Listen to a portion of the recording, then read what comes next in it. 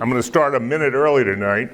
First of all, I'd like to thank everybody for coming on St. Patrick's Eve to something other than a green program and something without booze. Wait a minute, you didn't tell me that. Right.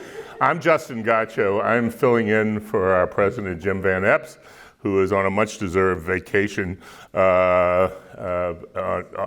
I think he's probably in Australia by now, and so I'm filling in for him tonight, and I'd like to welcome all of you this evening. Our sponsors, our platinum sponsor is Kreitz Auto Group, and we're very appreciative of them, and they've been an ongoing supporter of the Savannah Council on World Affairs. And our other sponsor tonight is a new sponsor for us and an in-kind sponsor. It's called Reach the World, and it is an exchange, internet exchange program for schools around the world, exchanging with our public and our private schools in the Savannah area. And it's called Reach the World, and it's a very worthwhile program, and we sure do appreciate their support as well. The program, as you can see, is War in the Ukraine 1 year later, and I'm sure you wouldn't be here if you hadn't seen the introduction to Dr. Jeff McCausland, retired colonel in the U.S. Army, graduate of West Point, teaches at Dickinson College, has been at the War College, has been at Annapolis, and it has wonderful credentials. And given his credentials and the topic, I'm going to turn it right over to him, and let's do the program. And then I will be back to you afterwards, and we'll do some questions and answers at the end of the program. Dr. Jeff McCausland.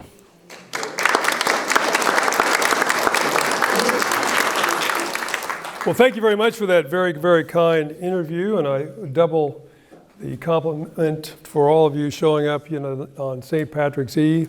I was enticed to come because I'm going to celebrate St. Patrick's Day tomorrow, so that was part of my enticement for returning to picturesque Savannah, and I have some affiliation with Savannah in that I was here as a young officer back in 1976. My wife and I were married while we were here. We weren't married in Savannah, we were married while we were here.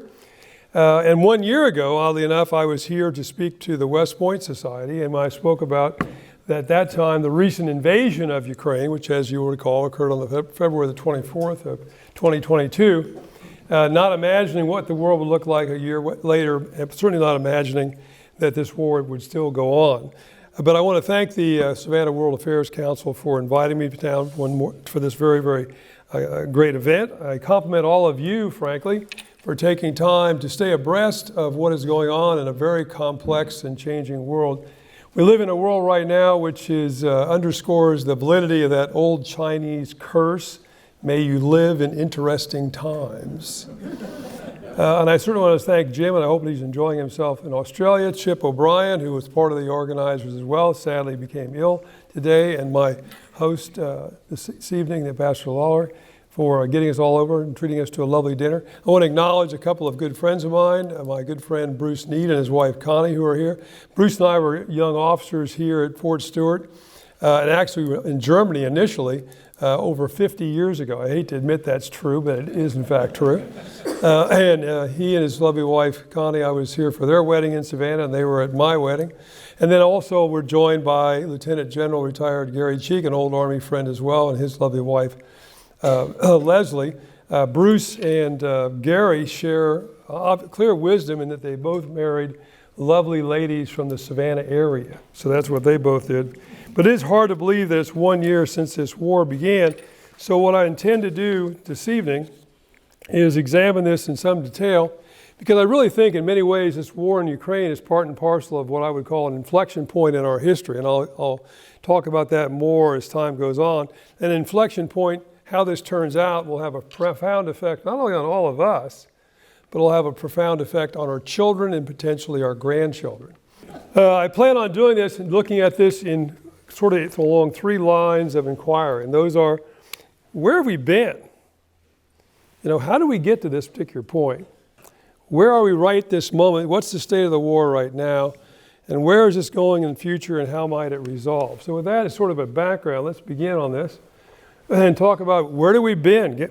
How did we get here? Well, on the 7th of March 2000, a mediocre lieutenant colonel in the KGB had moved up from being roughly the mayor of St. Petersburg to becoming the president of the Russian Federation, replacing Boris Yeltsin. At the time, people in Russia, the oligarchs and others who were power brokers in Moscow, thought this was a perfect guy because we can control him. And that was their view of Mr. Putin when he came to power in 2000. Nina Khrushcheva, who's the daughter, or granddaughter, I should say, of Nikita Khrushchev, a former head of the Communist Party and former head of the Soviet Union, she once said that Putin, she said, is a very small guy. He's about 5'6", but he keeps telling everybody he's 5'7". And I think that's an important way to look at this when you consider Mr. Putin. So what's happened over those intervening years of now some 22 that Mr. Putin has basically been in power is really a cult of personality. And it begins really with the end of the Soviet Union. The end of the Soviet Union was a catastrophic event for many Russians and for the Soviet Union as a whole, of course. Probably the quickest way to illustrate that would be to tell you a joke, which was very common. And there were a lot of jokes and cartoons as the Soviet Union came apart back in 1991. This joke, which was frequently told in Moscow, two Russian citizens, Boris and his wife Natasha, and there's no meat to be bought. Economic times in Russia when the Soviet Union collapses are pretty dire. So one day they learn there's going to be meat at a particular store the next morning. So Boris gets up extra early, makes his way across Moscow, gets to this particular meat store, stands in a long line, waiting like all good Russians would do for ration food, gets to the counter, puts in his order, the butcher says, "You're too late, we're sold out." Sold out. Well, Boris loses it. He just loses it. He starts criticizing the government, he starts criticizing the economy, he's criticizing everything. Well, there's a guy in a corner with a trench coat on, walks over and says, look guy, we got a place for people like you that cause trouble, so you just need to chill out. So Boris quiets down, he grumbles, and he makes his way all the way back home again. So he walks into the house, and Natasha says, Boris, where's the meat? Boris said, things, Natasha, are worse than I ever imagined. She said, how is that possible? He says, not only are we out of meat, we're out of bullets. We're out of bullets. Things are pretty dire here in Russia right now.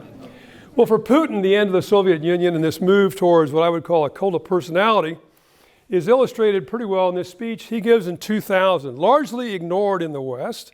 But this is a speech to the entire nation. This is sort of like the State of the Union address that a Russian president gives annually. And he says in that speech, and I'm going to read part of it, the collapse of the Soviet Union was the biggest geopolitical catastrophe of the century, meaning the 20th century, okay? And you can read the rest of it. The epidemic of disintegration spread across Russia itself. Now think about that for a second. Soviet Union and Russia lost about 30 million people killed in the Second World War. They lost nearly 30 million people in World War I, okay? And the greatest catastrophe is the dissolution of the Soviet Union? Really? But for Vladimir Putin, I would argue that probably was in fact true. As time goes on, Putin will talk more and more about this, what the Russians called the near abroad, the near abroad. Who are the near abroad? Near abroad are Russians who are not living within the confines of the Russian Federation. And you see this particular chart here, dark red, obviously high density of ethnic Russians. As the colors get lighter, there are smaller and smaller Russian populations. So you see in Belarus, pretty heavily Russian population. Ukraine, pretty heavy Russian population. Northern Kazakhstan, very large Russian population.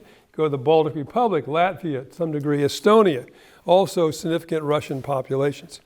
And what he would also say, along with the near abroad, that's the near abroad in Russian, he would talk about Ruski Mir. Ruski Mir. What does Ruski Mir mean? The Russian world. The Russian world. And so Putin would frequently say, where there are Russians, there is Russia. And this sort of accident of history that dissolved the Soviet Union and dissolved Russia and left lots of Russians outside is just this great historical catastrophe that we do need to, in fact, rectify. And he began to rectify that very early on. In fact, you could say the Russian Federation began to rectify that at the time of the dissolution. Things that we kind of ignore. Now, I don't want to run a geography quiz here, but I would dare say if I asked any of you to pick up a big map and tell me where the Transnistrian Republic was in Europe, that a few of you would have a challenge, okay? But the Transnistrian Republic does in fact exist. There you see it in the center. It is the eastern bank of Moldova. And in 1991, when the Soviet Union collapses, Moldova becomes independent. A significant percentage of the population living in that area said, we want to be part of Russia. And Russia left about a brigade plus, about 2,000 guys who have basically been there ever since, okay? And they declared this an independent statelet of the Russian Federation, or at least affiliated. Second thing that happened, of course, down in Armenia and Azerbaijan, there's an area called Nagorno-Karabakh, claimed by both areas, a lot of ethnic Russians there. And Russia sided largely with Armenia in this ongoing struggle over who would control Nagorno-Karabakh. And fighting continued periodically throughout the late decades of the 20th century. Eventually, in the last year or so, Azerbaijan has reversed all that. But again, part and parcel of where there are Russians, there, in fact, is Russia. And then, of course, in 2008, a war will occur between Russia and Georgia. And in the course of that conflict, Russia will occupy two provinces of Georgia, South Ossetia and Abkhazia. And they will then subsequently declare them independent countries. The only other countries that I know of that have recognized the independence of South Ossetia and Abkhazia, I think, are Nauru and Nicaragua.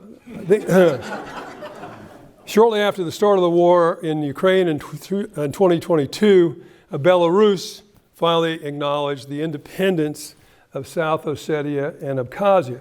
But of all these things and all these frozen conflicts, I think are a reflection of that. The end of the Soviet Union was a catastrophe. There are Russians living outside of Russia, and we got to figure out a way to fix that. As time went on, of course, Mr. Putin would also do things, and particularly during the recent war, he has given a number of speeches about all this and compared himself to Peter the Great, that I'm really Peter the Great, and that's what's going on here. You may have seen pictures or films of Putin speaking to his cabinet members and cabinet meetings. It's not quite like the White House because he's on one side of this ornate hall sitting behind a table, and there is his foreign minister and defense minister, and all sitting on folding chairs like schoolboys on the other side of the room. But if you examine that room very carefully, you would find that in that room there is a statue of Catherine the Great, there is a statue of Ivan the Terrible, there's a statue of Peter the Great. There's a statue of the Tsar Nicholas II, who was a very famous Tsar in the 19th century. All of them very famous Tsars in that they expanded the size of the Russian Empire.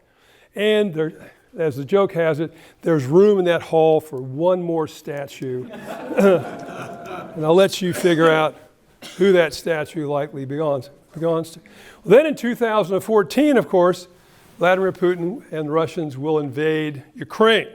They will occupy Crimea, and they will occupy a significant portion of the Donbass and incite basically a civil war. So for Ukrainians, the war in Ukraine in many ways began in 2014. And there was intermittent fighting that has been going on in many ways, and thousands of Ukrainians died between 2014 and 2022 when that major invasion will occur. Along the way, then, Putin began, I would argue, to expand his efforts to undermine the West, because if I can undermine the West, then my ability to reassert this empire will be a lot easier. Now, I want to make sure you understand one thing when I say expand this empire. He's not an ideologue.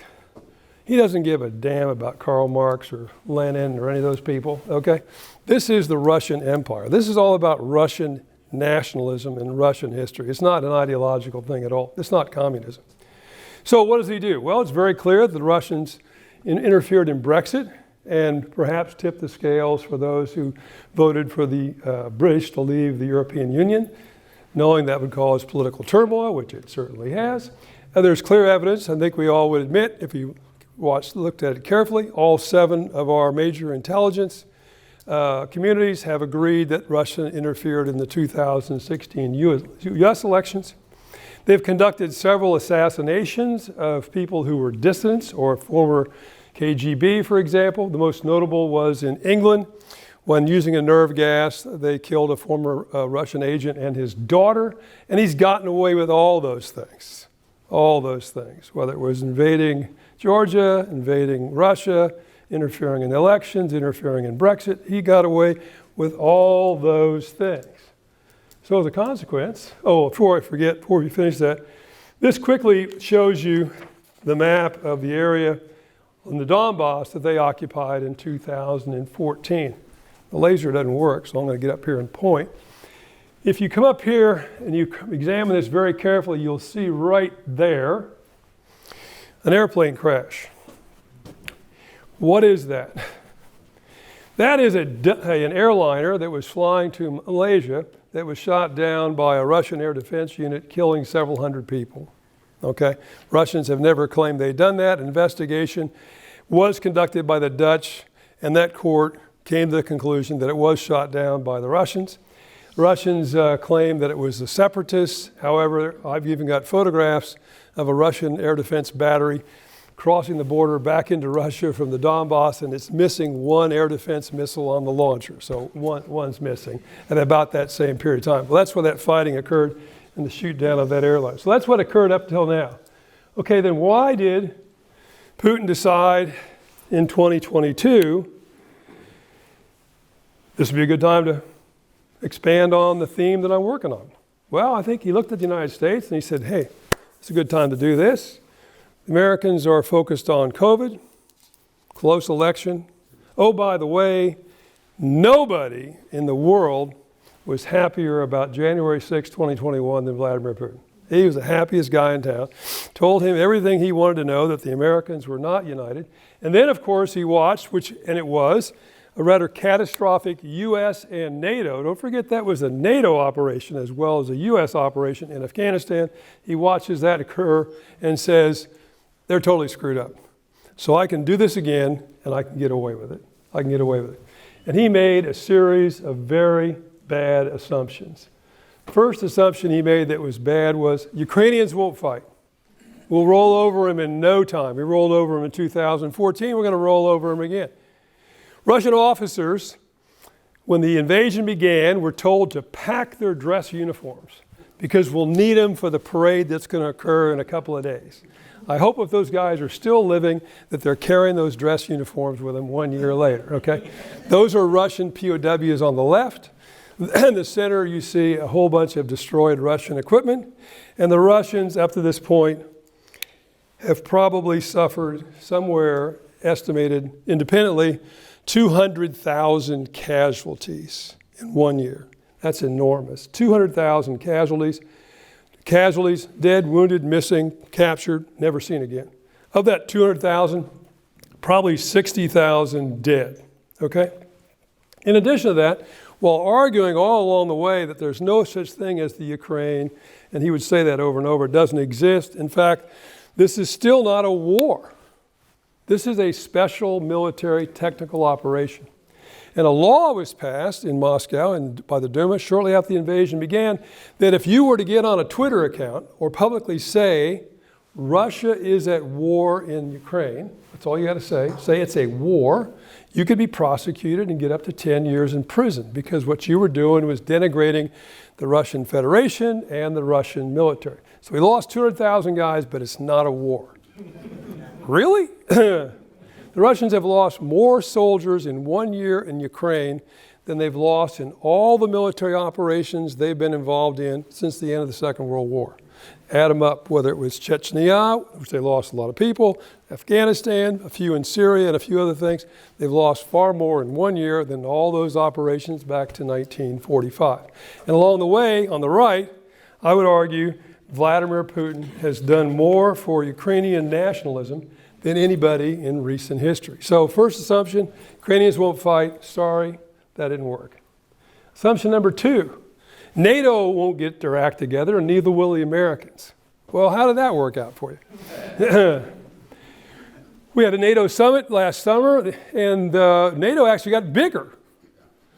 And both Sweden and Finland applied to join NATO, and I believe in the next few months that will be completed and they will enter They will enter NATO probably formally later this summer at the next summit, which I believe is going to be in Lithuania.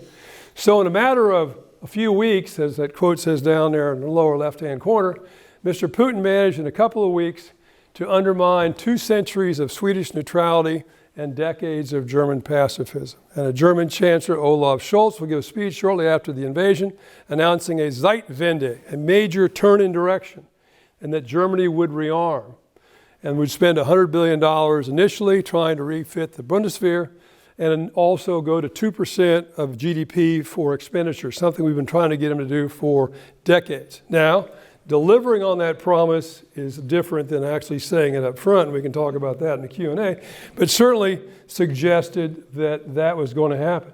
Let's examine that entry of Sweden and Finland a little bit more detail. Sweden and Finland are pretty sophisticated military forces on their own. Swedes and the Finns. Also, as you can see, that's their military forces. Defense spending is increasing. I think they both now already exceed the NATO standard of 2% of GDP. But the greatest impact may actually be geographical and political. If you look at the geography, okay, think about this. In the days of the Soviet Union, you'd have a major fleet up there at St. Petersburg, part of the Baltic fleet, that you need to get out to the Atlantic in time of war. Well, in those days, of course, the Baltic republics, part of the Soviet Union, Sweden and Finland neutral, so I got a pretty good shot at getting my Navy out, right? Then, of course, the Soviet Union dissolves, the Baltic republics become independent. You look at that Baltic Sea and you go, well, it's kind of a neutral lake, okay? Now, geographically, put Sweden and Finland in NATO, and this is now a NATO lake. And that little island right there called Gotland is like having an aircraft carrier parked in your backyard if you're a Russian, okay? So if you're the commander of the Russian Baltic fleet, you're looking at this and going, this is not good. This is not good. So the significance, I would argue, of Sweden and Finland goes beyond simply their military forces, but it has enormous political and geographic implications. False assumptions were made on both sides. On the European side, I would say several false assumptions were made. False assumption number 1, conventional war will never happen again. The Cold War is over. Wars happen elsewhere, but never going to happen back here in Europe. We don't need to worry about it anymore, okay? And if you're German, you have achieved what Germany has been trying to do since it became a country back in the latter part of the 19th century, and that is we're surrounded by allies. This is terrific. So we Germans can be what we've tried to be for the last 10, 15, 20 years, and that is an economic leviathan and a military pygmy, okay? Well, all of a sudden we woke up one day and go, that assumption's no longer valid.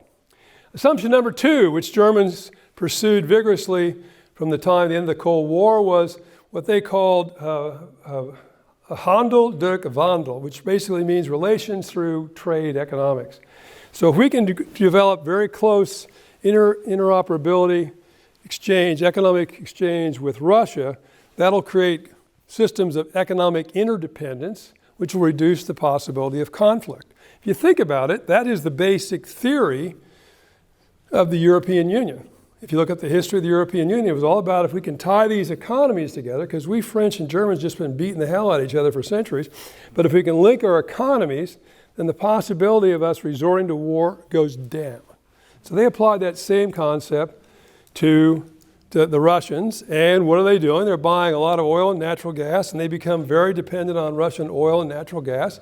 But the argument is, who's more dependent? The consumer, or the fact that the Russian economy is so dependent on us buying? Who's more dependent? You can argue that both ways.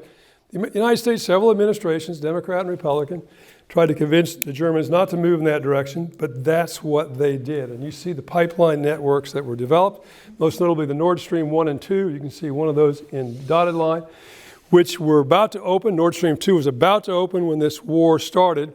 And one of the interesting, and I think perhaps not talked about phenomena of this conflict, is the Europeans in the last year, now blessed by a pretty mild winter, oh, by the way, have been able to pretty much wean themselves off of Russian oil and natural gas.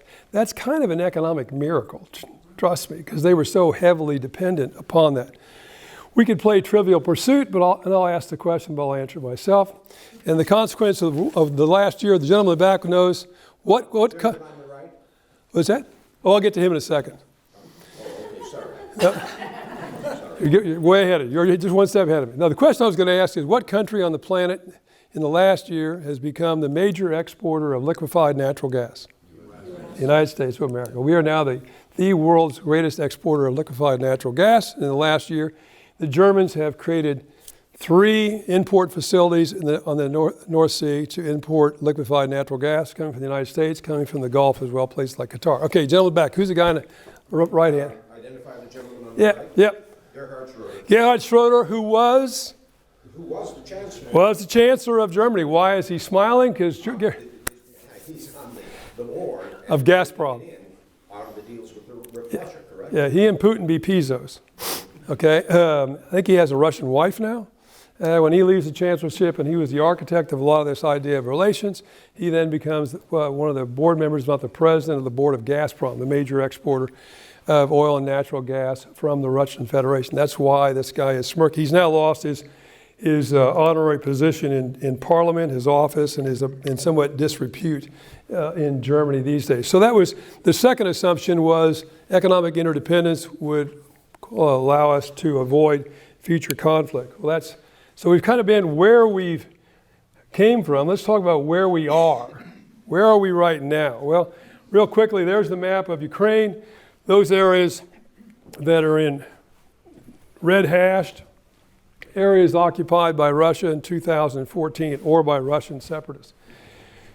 All of the area you see there is colored, area the Russians were able to seize, at least during the early days of the invasion in 2022. Areas in blue, areas recovered by the Ukrainians in the offensive last fall. Area in yellow, another area recovered by the Ukrainians, and a lot of heavy fighting around the city of Bakhmut in central portion of Donbass. That's where a lot of fighting is occurring. In the last few weeks, the Russians have suffered 20 to 30,000 casualties just around that town of Bakhmut. Let me put that in perspective for you. That's more people than we lost taking Okinawa, okay? And they managed to lose that in a few weeks on this one little town. Well, 200,000 casualties total. They've been using a lot of mercenaries, the so-called Wagner Group. We can talk about that later if you wish. Wagner Group, this ain't the Proud Boys, people. This is a private army with its own tanks and artillery and whatever. Upwards of 50,000 members, 30,000 of them are casualties. The Wagner Group has gotten to the point where Putin allowed them to recruit from prisons. And if you fought with us and you survived, you might get to be allowed to be free. Russians have pursued toward 2 strategies, a strategy on the ground, using lately almost human wave attacks to try to break through Ukrainian lines, while at the same time using large-scale missile attacks aimed at Ukrainian cities, trying to destroy Ukrainian infrastructure, particularly the electric power grid, thinking that in doing that will break the willpower of the Ukrainian people. We'll talk a bit more about the Russian economy later, but it's basically flatlined. Hasn't done as badly as we had hoped by the sanctions that we imposed, but is not doing all that great either. A lot of concern, talk more about that in a bit, about the status of Ukrainian power plants. The biggest nuclear power plant in Europe is in Zaporizhia. Zaporizhia, if I can find it on the map here real quick.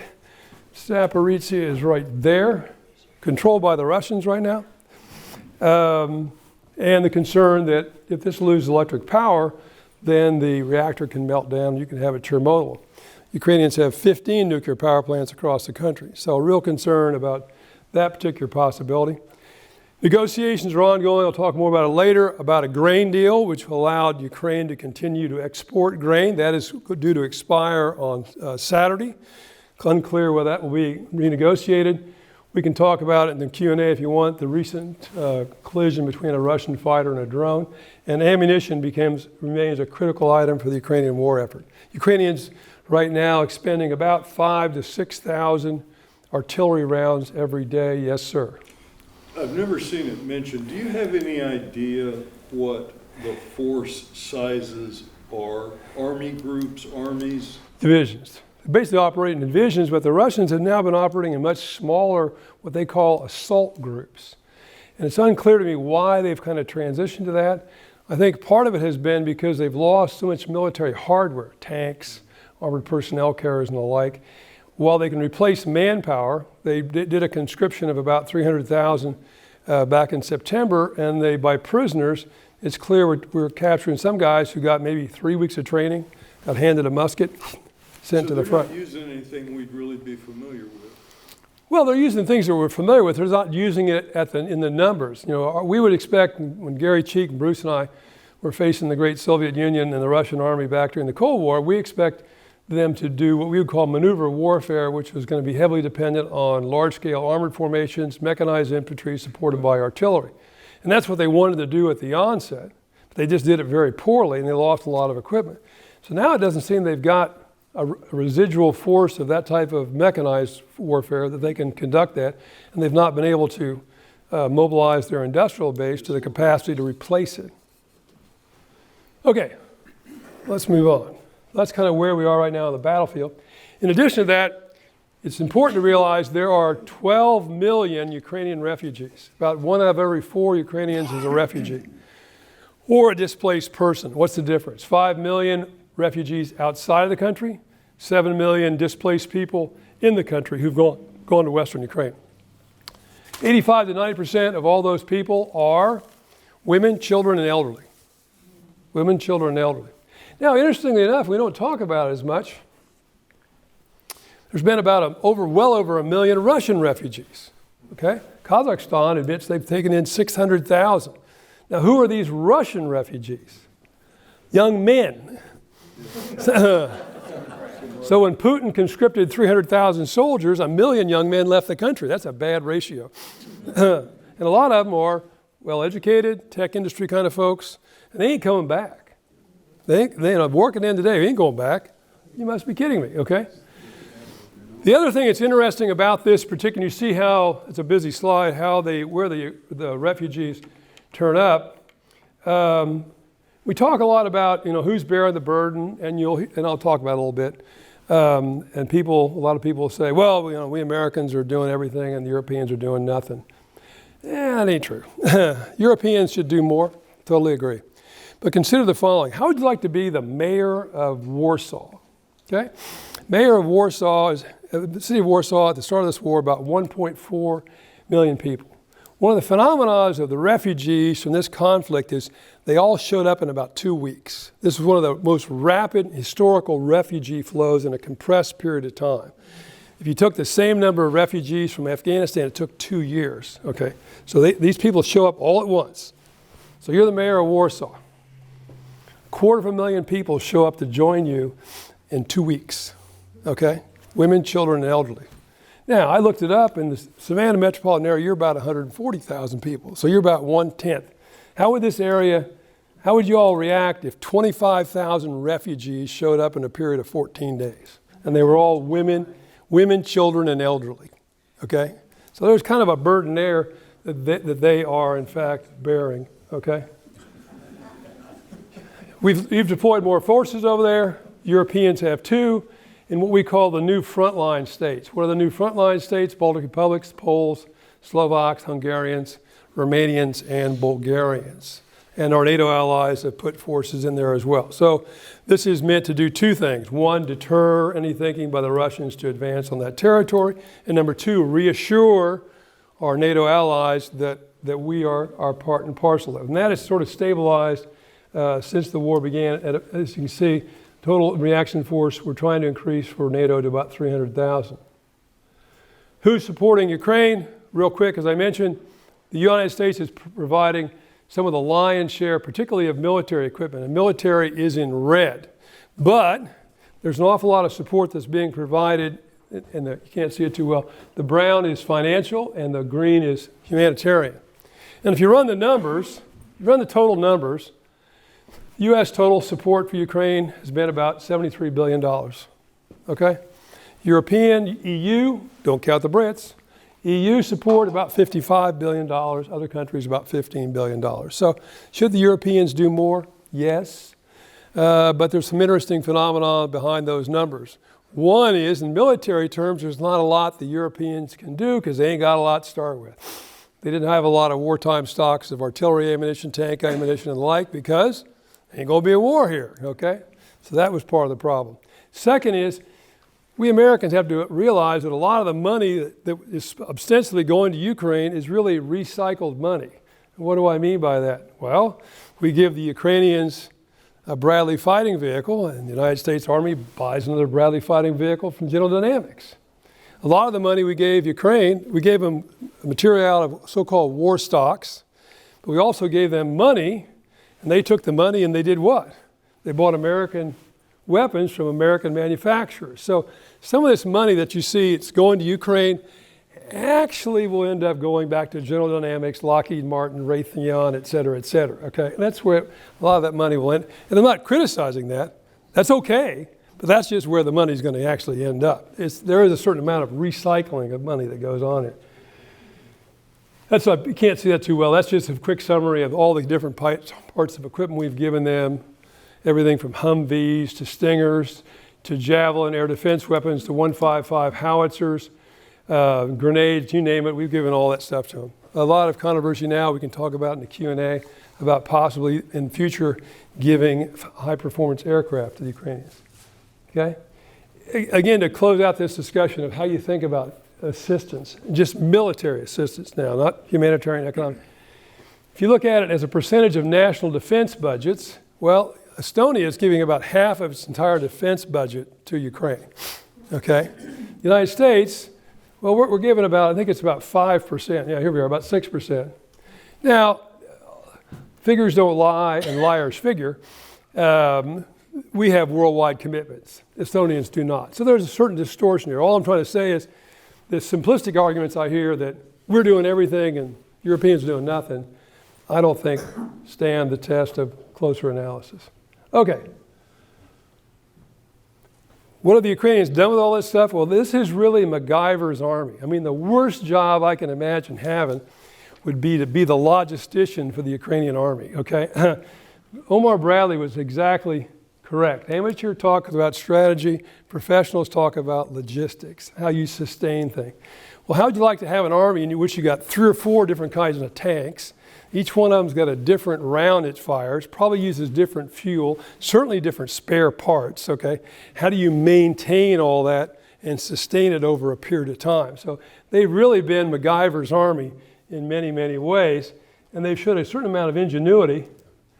Here's a good example of the Ukrainians actually have begun using a drone. This drone here costs about $200.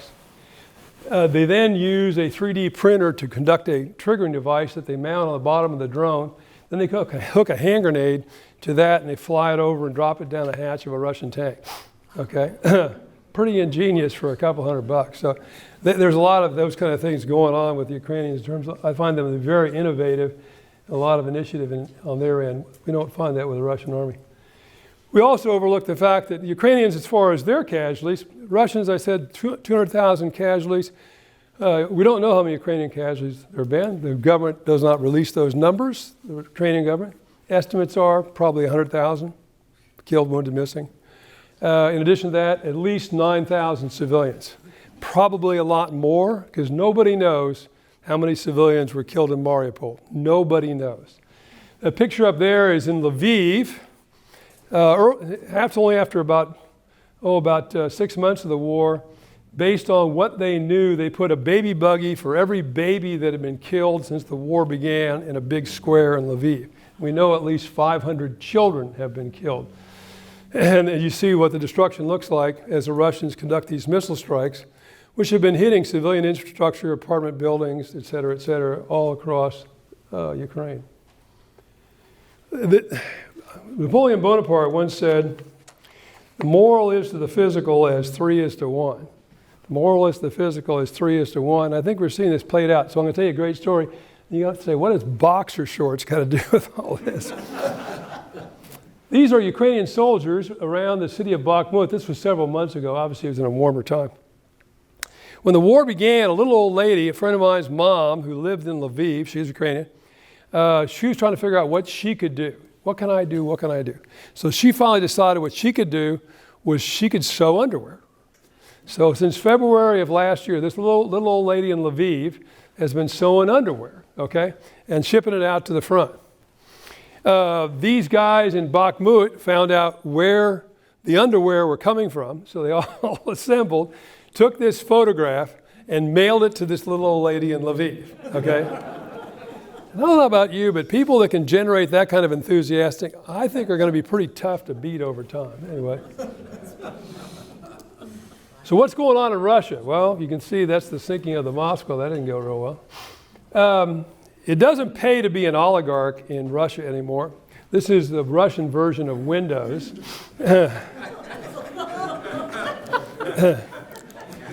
Keep falling out of Windows. I haven't counted lately. Last time I checked, between February of last year, beginning in February of last year, 12 oligarchs have died very suddenly. The most recent one I looked at, he fell out of a 6-story window of a hospital where he was there supposedly having heart trouble. I don't know about you, every hospital I've been in had sealed windows. I don't know. You know? If you go through all the analysis, I'm sorry, it's a very busy chart. There's one guy on there who shot himself 7 times. Now, you're a serious suicide guy if you shoot yourself 7 times, okay? The sad part of it, if you read that in detail, you'll find that several instances were murder-suicide, where the wife and the kids were killed and then the guy killed himself. I call that killing the witnesses. That's what happened. But it doesn't pay to be an oligarch. And a lot of people say, well, we'll influence the oligarchs. Forget the oligarchs. They're very rich. You should take their money and give it to the Ukraine, in my opinion. But they were the GoFundMe people that got Putin in power. They were the guys, remember I said, we can control this guy? That's what they thought in 2000. But their influence on Vladimir Putin today is about 0, okay?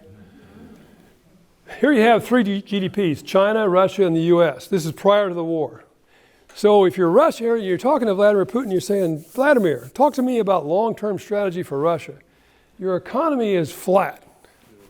Look at the growing separation between you, the United States, and the Chinese. Okay, it's flat.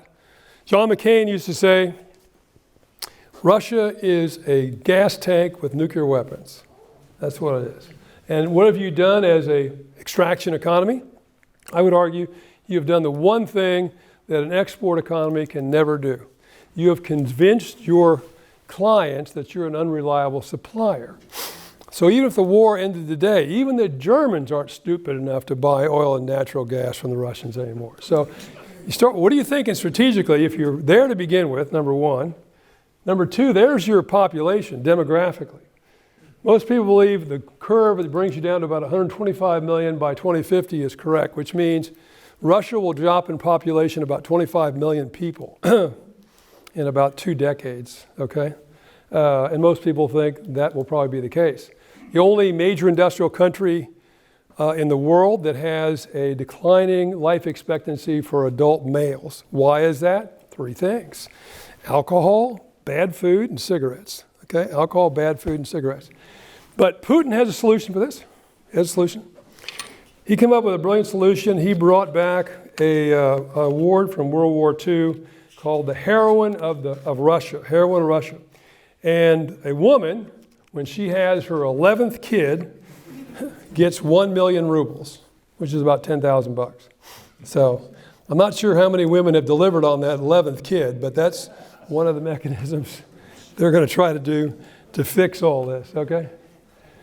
Last but not least, here's the Russian budget. And if you look at that carefully, what you can see is obviously growing expenditure in national security and compressing investment in infrastructure, compressing investment in social services for a country with an aging population. So at the beginning of this war, I would love to sit down with Putin and say, just explain to me how that fits in the strategy for your country based on your economy, your population. How does this work? You know, how do you come out better at the end of it? Even if you're successful, whatever that is, how do you come out better?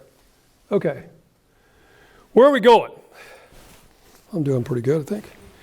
Where are we going? Where is this all going to go? Well, there's only about 4 ways that this can resolve itself, in my opinion. We can explore it more in the Q&A. A confrontation between the West and Moscow. We have managed to keep this war isolated in the geographic confines of the Ukraine, largely, and we have managed to ignore a major confrontation between the United States and Russia. That being said, and a few people in this room are as old as I am, I think, so you may recall, I do, the Cuban Missile Crisis in 1962, and I would say we are in that serious situation right now with the Russians have been for the last year. And this event with this drone just illustrates the possibility of events causing escalation. Number two, a sudden collapse by one side or the other, or this war just kind of grinds on like World War I, and we measure success or failure in yards, okay? A deal and some kind of a negotiation in a quote-unquote frozen conflict. Well, you know, that's always a possibility, and as one guy said, all wars do end. They normally end when one side changes its objectives. But right now, I don't see a whole lot of opportunity for negotiation. Mr. Putin has said, we'll negotiate, no problem. We're happy to.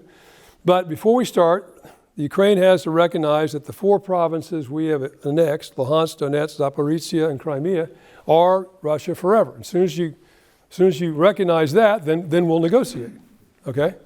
Hell, they don't even control all of Zaporizhia and Donetsk yet. But as soon as you recognize that, we can then begin negotiations. The Ukrainians on their side, as the war has gone on, more civilians have died, more destruction, have become more entrenched. The war ends when we recover all of the territory that we've lost so far. And neither side seems to be budging too much on those particular end states. And then last but not least, a change in Moscow, some kind of change in leadership. And that might not be for the best, oh, by the way. I'm not saying that's going to happen. There have been some isolated, but I would emphasize isolated demonstrations, but nothing severe. There's Mr. Putin appearing at a major rally. I was told by a colleague of mine in Moscow that everybody who attended that got paid $10 as you walk in the door. That was one of the encouragements for people to show up. But you see the problem, the top photograph is the city of Mariupol before the war. The bottom photograph, the middle photograph, is what Mariupol looks like last time somebody could be there. So this is not going to encourage people to negotiate. What should we focus on right now? Well, you still got to negotiate to some degree, somehow, during a conflict. And there's 2 topics I think we ought to negotiate. We've got to figure out a way to negotiate. One is, how do we make sure that we don't have a major meltdown at one of these nuclear power plants? And the IAEA, International Atomic Energy Association, will tell you this has all been hanging by kind of a thread for the last year. The second is, how do we avoid worldwide famine? Why is that a concern? Well, if you look at this, on the left, you will see the countries that import substantial amounts of grain from Ukraine prior to the war. On the right, you'll see the countries that are the major wheat producers. And you'll see Russia's number 4 and Ukraine's number 6 on the world stage. About 20-25% of all grain on the planet Earth is produced in Ukraine and Russia. Ukraine is also a major exporter of potash. And you're saying to yourself, what the hell is potash? Potash is a major ingredient for fertilizer. And you can talk to any farmer anywhere in the United States, and he will tell you, oddly enough, the price of fertilizer has gone up dramatically in the last year. And I've talked to people as far away as Argentina who have told me they've had to slaughter their cattle herds earlier because they can't afford to raise sufficient feed grain for the livestock, so we have to slaughter the livestock earlier. So this has huge impacts. A negotiation under the UN concluded to allow the Ukraine to continue to export grain. As I said before, due to expire on Saturday. If that expires, all that stops. And places like Iraq, Syria, Yemen, Eritrea, Sudan, etc., could experience famine in the aftermath. This whole situation has not been improved, oh, by the way, by a major earthquake in Syria and in Turkey has not made that situation. So watch this space over the next couple of days on this grain deal, okay? Is this a major inflection point? And I'm going to wrap up on this. And I think it is. Picture in the upper right-hand corner there, those fine-looking guys, and the guy right in the center is Benjamin Franklin. I firmly believe, if we look back at the history of the United States, the 2 most important humans that allowed our revolution to succeed were George Washington, of course, but also Benjamin Franklin. Consider the fact that Benjamin Franklin was the only man who signed the Declaration of Independence, signed the Constitution, and he signed the Treaty of Paris, ending the Revolutionary War. He signed all 3.